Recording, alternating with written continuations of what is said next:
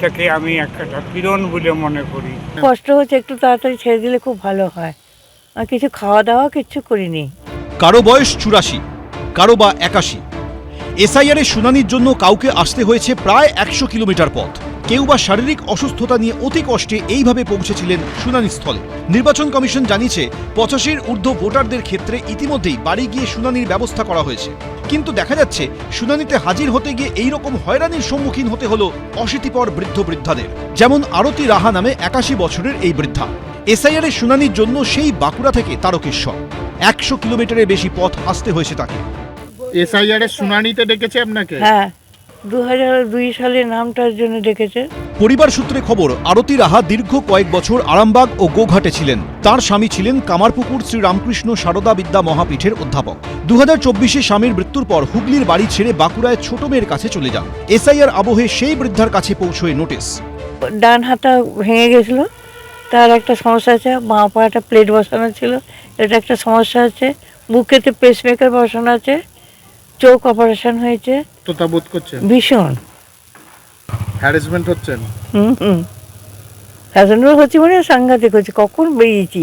Durgapur city সেন্টারের বাসিন্দা বীরেন্দ্রনাথ চট্টোপাধ্যায়, বয়স 85 ছুঁই ছুঁই। পরিবারের দাবি 33 বছর দুর্গাপুর স্টিল প্ল্যান্টে কাজ করেছেন তিনি। 1959 সাল থেকে পাসপোর্ট রয়েছে তার। সেই মানুষটারও শুনানি পর্বে ডাক পড়েছে।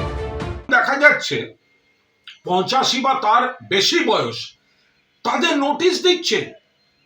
এই বৃদ্ধা তাদেরকে যেতে হবে ওই লাইনে দাঁড়িয়ে।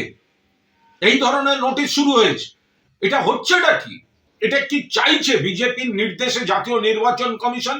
বাংলার জন্য নতুন নতুন ফতোয়া, বাংলার জন্য নতুন নতুন অত্যাচার একসঙ্গে বাঙালি এর জবাব দেবে ভোটের সময়। বাড়ির ঠিকানায় নিজেরা গিয়ে দেখুন এই বৃদ্ধাদের কেন লাইনে দাঁড় করাবার আপনারা এই চক্রান্ত করছেন। আমরা তীব্র নিন্দা করছি। নির্বাচন কমিশন একদম কঠিন রোগে আক্রান্ত খুব বয়স্ক যারা আছেন তাদের ব্যাপারে আলাদাভাবে চিন্তা ভাবনা করছে। আমরা আশা করি আজকে বা কালকের মধ্যেই ইলেকশন কমিশনের এই চিন্তা তারা ব্যক্ত করবেন। আপনারাও যেমন চিন্তিত, ইলেকশন কমিশনও এই বিষয়ে কিছু একটা সদর্থক পদক্ষেপ নেওয়ার জন্য তৎপর রয়েছে। শুধু কি বৃদ্ধ বৃদ্ধাদের হয়রানি, এসআইআর শুনানিতে এসে চোখে জল চৌরঙ্গী বিধানসভা এলাকার বাসিন্দা এই তরুণীরও। আবার ডেথ সার্টিফিকেট দিলাম। দাদুর 2002-তে ভোটার লিস্টের ভোটার লিস্টের ছিল, ওটাও জমা দিলাম। বললো সই করে জমা দিয়ে দিলাম, বললো এবার আপনি চলে যান। আবার ডাকা হলো কেন এটা আমরা বুঝতে পারছি না। এদিকে হাওড়ার একটি শুনানি কেন্দ্রে বয়স্ক ভোটারদের 3 তলায় গিয়ে হাজিরা দিতে হওয়ায় তা নিয়ে রীতিমতো উষ্মা প্রকাশ করেন হাওড়া উত্তরের বিধায়ক গৌতম চৌধুরী। ঠিক হচ্ছে না, বয়স করে হ্যান্ডিক্যাপটা এত 70 বছর 75 বছর বয়সের লোক তারা 3 তলায় যদি বুথে ভোটের দিকে নিচে গ্রাউন্ডে যদি হয় ভোট গ্রহণ কেন্দ্র হয়, তাহলে এখানে কেন হবে না? না, আপনি নিচে করুন, বয়স্ক লোকেদের জন্য নিচে করুন প্লিজ, এটা ঠিক না। এদিকে কয়েকটি জেলা থেকে অভিযোগ এসেছে বিএলও অ্যাপে বহু ভোটারকে আনম্যাপড দেখানো হচ্ছে। সূত্রে খবর, বিষয়টি খতিয়ে দেখে নির্বাচন কমিশন জানিয়েছে এই সমস্যার কারণ মূলত মৃত ভোটার কিংবা স্থানান্তরিত ভোটার সংক্রান্ত তথ্যের অসঙ্গতি। কমিশন জানিয়েছে বিএলও অ্যাপে কোনো ভোটারকে আনম্যাপড দেখালেও তার নাম খসড়া ভোটার তালিকায় থাকলে তাকে বাতিল করা যাবে না।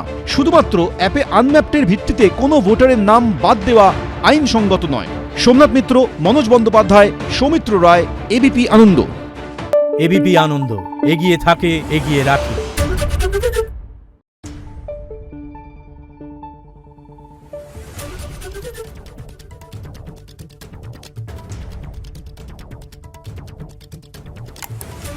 Thank you.